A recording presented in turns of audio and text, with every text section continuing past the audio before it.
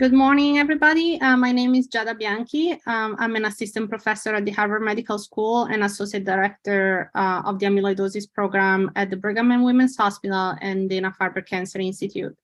I'm delighted to be here and to be giving this brief talk about what is the relationship between AL amyloidosis and multiple myeloma for the Amyloidosis Speakers Bureau.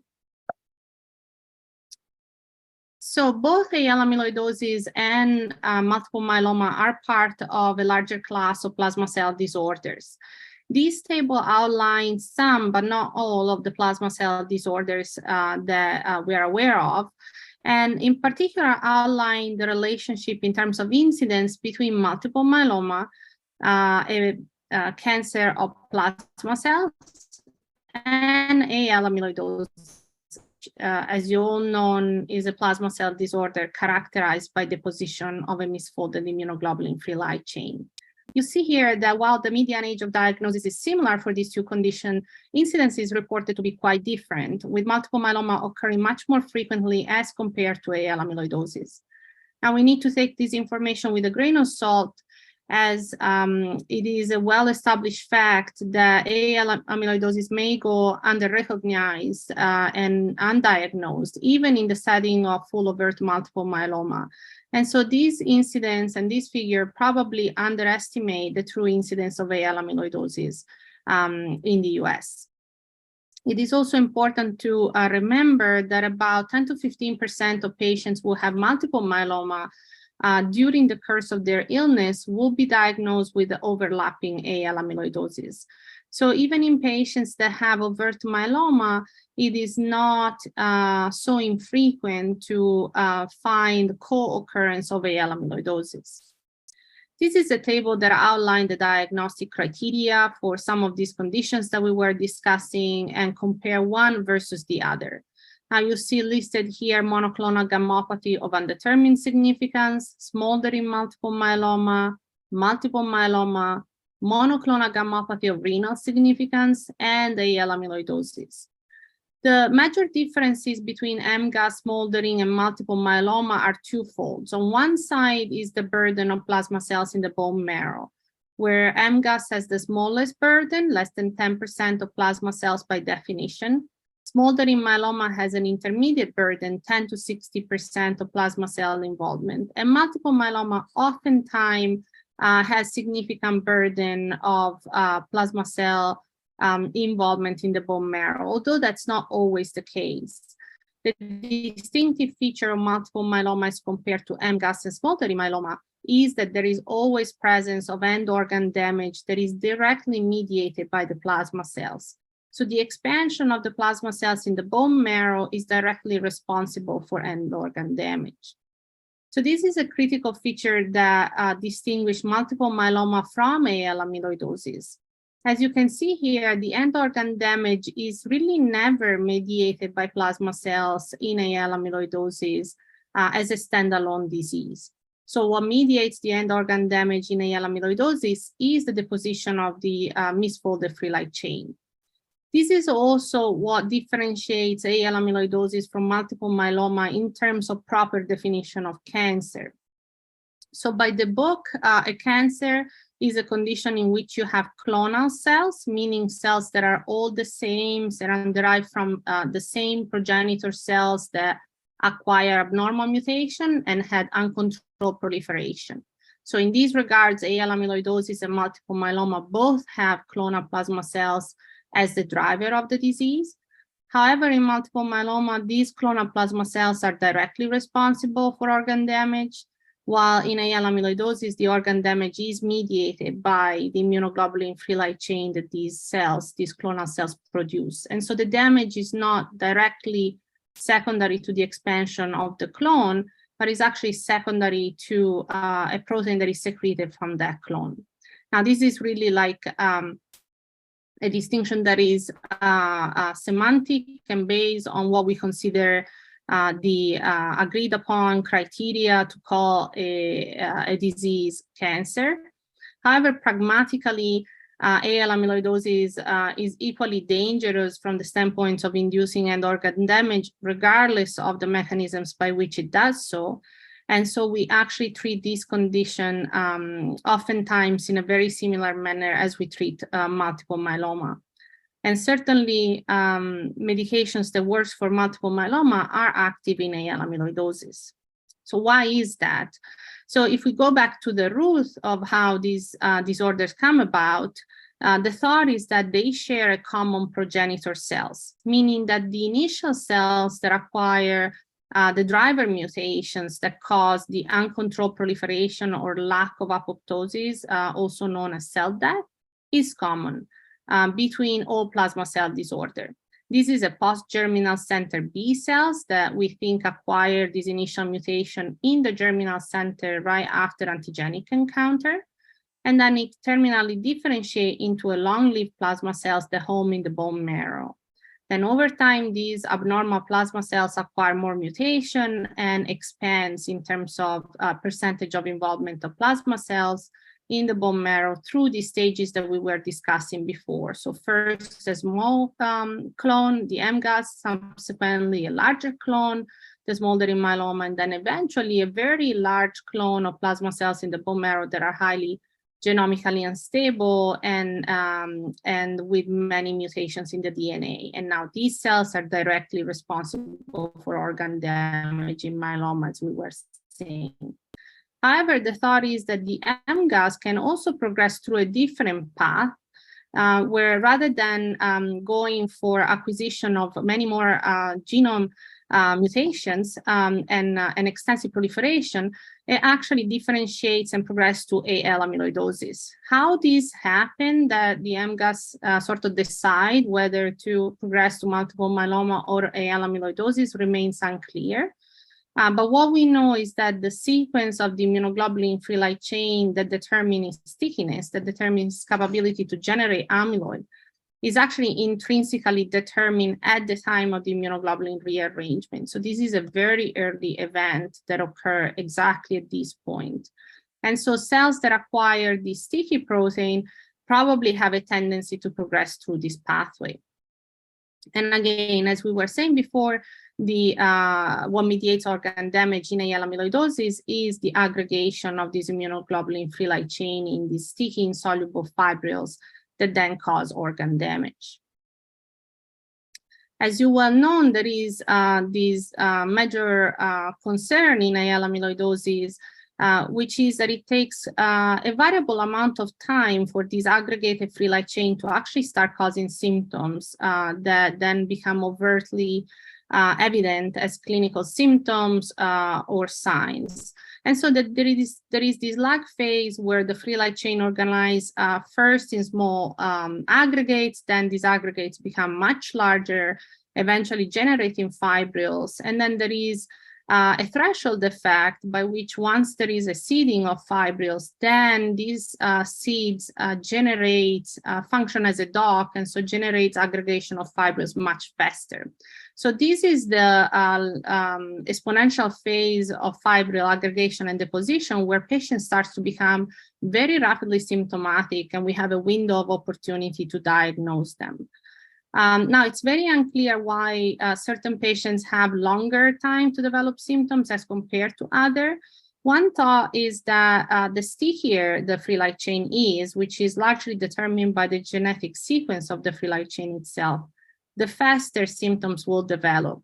And this is sort of intuitive, as you can think that this light chain will have a tendency to aggregate and deposit much faster as compared to free light chains that are still capable of generating amyloid, but much less so. And so will take a longer time to generate these fibrils. So if you think in these very simplistic terms, and you go back to that little graph that I showed you before, where you have the clonal plasma cells that secrete the immunoglobulin free light chain, this then aggregates in fibrils and cause organ damage.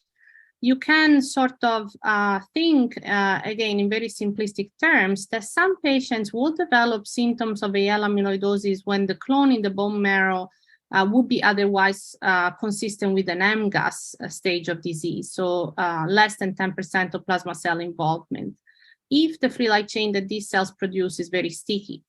Vice versa is that if the free light chain that these cells produce is not very sticky, or if they produce very little per cell, patients may develop overt symptoms of AL amyloidosis at a stage of multiple myeloma. So where they have already progressed to multiple myeloma, they have organ damage determined by myeloma and a larger plasma cell burden in the bone, in the bone marrow. So depending on the stickiness of the free light chain, the symptoms can occur at different free light chain or bone marrow plasma cell level. This is often creates a lot of confusion, as I get often this question, the patients ask, well, I thought I had MGUS, or I thought I had smoldering myeloma, so do I have two diseases at the same time? So not quite. So the AL amyloidosis is considered a progression of smoldering myeloma or MGUS to an active phase of disease. And so once you get a diagnosis of AL amyloidosis, the diagnosis of MGUS or smoldering myeloma cease to exist, as this is considered a progression event of a precursor condition. However, occasionally patients do have two conditions at the same time, meaning that they're diagnosed with active multiple myeloma, and so they fulfill criteria for having an actual cancer of plasma cells that requires treatment. And at the same time, they also have evidence of AL amyloidosis, and so the organ damage that is related to the amyloid itself. I thought I would put together a brief case to just outline some important features of why it's important that we think about AL amyloidosis in the context of multiple myeloma and vice versa. So this was actually a patient of mine, 61-year-old man with a history of bilateral carpal tunnel and progressive peripheral neuropathy with fatigue and bone pain that arose over the past 6 months. On exam, he had features consistent with the compensated heart failure with lower extremity edema, hepatic congestion, and a pleural effusion on the right. When labs were checked, you can see here that this gentleman actually had all the CRAB criteria, so-called CRAB criteria met. So elevated calcium, renal impairment, anemia, and then on PET CT, there were diffuse bone lithic lesion. This was in the context of an elevated lambda light chain in face of kappa with an abnormal ratio and a presence of an IgG lambda M spike in the urine and in the serum. So this is a 61-year-old man with sudden onset of hypercalcemia, renal failure, anemia, and bone lesions consistent with CRAB criteria, progressive peripheral neuropathy, and stigmata of decompensated heart failure. So the suspicion was that this was a lambda-restricted multiple myeloma, was treated symptomatically for the acute renal failure and hypercalcemia with improvement, and then diagnostic studies followed. His bone marrow biopsy shows 60% involvement by lambda-restricted plasma cells with a 1Q plus on FISH. And so he was diagnosed with multiple myeloma revised ISS stage 2. Subsequent to this diagnosis, a plan of care was made where it was treated with carfilzomib, lenalidomide, and dexamethasone, which is a triplet that can be used in the context of newly diagnosed multiple myeloma. Now, this gentleman throughout the first and second cycle reported actually feeling much worse with worsening fatigue, lack of stamina, and noted that his lower extremity swelling was getting worse rather than better, and his breathing was getting worse. Also noted that his peripheral neuropathy was getting worse, and actually there was no reason identified, and carfilzomib, which is notoriously not causing peripheral neuropathy, was chosen in place of bortezomib exactly to avoid exacerbation of peripheral neuropathy. So at that point, I saw him as a second opinion, and then he was sent to cardiology and neurology. So when he was seen by cardiology, there was evidence of elevated markers of cardiac damage, both the NT-proBNP and troponin. On EMG, neurology noted the evidence of axonal degeneration, and he had a cardiac MRI and echocardiogram that were diagnostic for an infiltrative cardiomyopathy. So at this point, the suspicion was that this was actually multiple myeloma with overlapping AL amyloidosis with advanced cardiac involvement and peripheral nervous system involvement. Underwent an endomyocardial biopsy that confirmed involvement by amyloid. This is a Congo red stain that showed the wrapping of the fibrils around the cardiac myocytes. You see here the red stain, and under polarized light, the apple green birefringence that is diagnostic for amyloid. This tissue was typed and consistent with light chain amyloid. So the treatment plan was actually changed at that point. So we moved in from KRD to DARA-CyBorD according to the Andromeda study, frontline therapy in AL amyloidosis. Free light chain normalized within 2 cycles, completed 6 months of quadruplet therapy, and then went on maintenance with daratumumab. At that point, we also added a very small dose of lenalidomide. Stem cell collection was performed, but a decision was made to defer autologous stem cell transplant in face of his cardiac symptoms. So why is this case outlining some important issue? So first of all, there were some red flags in the history of these patients, right? So the history of bilateral carpal tunnel should make you think about amyloid. This could be TTR, certainly, but in a patient that has a plasma cell disorder, you ought to think about AL as well. Unexplained peripheral neuropathy, again, think about amyloidosis in patients that have otherwise no explanation and cause for it. And then carfilzomib is a fantastic drug, is a very powerful proteasome inhibitor, but there is a signal of cardiac toxicity, and this drug should be used with caution in patients that have cardiovascular disease, including in patients with cardiac amyloidosis. Same goes for lenalidomide. This patient was dosed at a dose of 25 milligram, 3 weeks on, 1 week off. Lenalidomide tends to be very poorly tolerated in patients with cardiac amyloidosis and can worsen cardiac symptoms, including triggering the compensation of previously well-controlled heart failure. And so basically, the use of carfilzomib and lenalidomide in this situation probably unmasked previously unrecognized cardiac involvement in a patient with multiple myeloma. So why would we care about knowing that these patients has a amyloidosis in the setting of multiple myeloma? This is also a question that I get asked a lot. It's like, well, I'm getting treatment for myeloma anyway, right? So technically, you're also treating the AL as they're driven by the same process. So why would you care about recognizing these? I think this is, in fact, very important. First of all, it affects how we think about chemotherapy. So certain chemotherapy that are relatively well tolerated in patients with myeloma are actually very poorly tolerated in AL amyloidosis, and we can actually make patients feel worse based on the type of chemotherapeutic agents we chose. And so this is an important point. The second is that in patients with multiple myeloma, it's important to treat the disease so that the organ damage driven by the plasma cell clone is reduced and then reverted. However, there is not a whole lot of pressure in normalizing the free light chain very rapidly, unless patients have cast nephropathy or other direct manifestation of free light chain toxicity. So you can have a VGPR in multiple myeloma patients with an absolute level of free light chain that is still in the triple digit.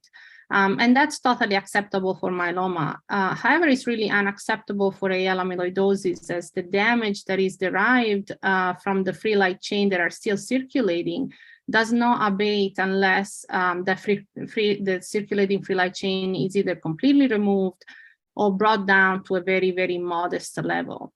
So the absolute quantity of circulating free light chain is key in AL, while it cannot really be that relevant in myeloma. And then the third point is that these patients often have renal involvement, cardiac involvement, peripheral nervous system involvement, GI involvement. And so it's very important to get patients taken care of by a multidisciplinary team of specialists that can help with symptoms and signs related to the diverse organ involvement that these patients have. And finally, the co-occurrence of AL amyloidosis and multiple myeloma is a risk factor for outcome. And so one should always think about an autologous stem cell transplantation as a consolidation matter and to induce very deep remissions in patients that present with the AL and multiple myeloma. Now let's take the opposite situation. How about you have a patient with AL amyloidosis? Does it matter to recognize whether they also have overt and active multiple myeloma? And the answer to that question is also yes, for different reasons though. Number one is that myeloma requires certain features of treatment that are different in AL amyloidosis. For instance, maintenance until disease progression has been shown to improve progression-free survival, with multiple studies also showing overall survival improvement in patients that were maintained versus not maintained. So maintenance is not standard of care in AL amyloidosis, but it is in multiple myeloma. And so recognizing the overlap of these two disorders means that we should advise and counsel our patients for maintenance long-term until disease progression. Again, autologous stem cell transplant should be considered for the same reason we discussed before in the setting of the adverse prognosis of having both myeloma and AL amyloidosis at the same time. And then the other issue is the bone protective strategy. So our patients with AL amyloidosis often have a very small burden of plasma cells in the bone marrow, and we do not routinely offer bone protective strategy with bisphosphonate or RANK ligand inhibitors, as this is not standard of care in AL due to the fact that bone events are really not part of this disorder. However, they're a big part of myeloma presentation and an important risk in terms of quality of life and an outcome long-term. And so bone protective strategy should be offered and instituted in patients that have both multiple myeloma and AL amyloidosis. So having said that, I think you get like a little taste that this is a very complex field and that there are many moving parts, and it's very important that providers talk to each other and that we integrate several different aspects of patients' care that go all the way from the basic science that is really critical to develop novel therapies for both myeloma and AL amyloidosis, to education of colleagues and trainees, importantly, so that we can recognize these diseases earlier and provide better outcome for our patients. And then finally, the importance of multidisciplinary care to improve not just the quantity of life, but the quality of life, and so guaranteeing the best possible care to our patients. With that, I would like to thank the amyloidosis program at the Brigham and Dana-Farber, my lab, all our patients and their family, and our funding agency, both from philanthropy, government agency, and nonprofit foundation. I hope this was helpful, and if you have any question or concern, please feel free to reach out. Thank you very much.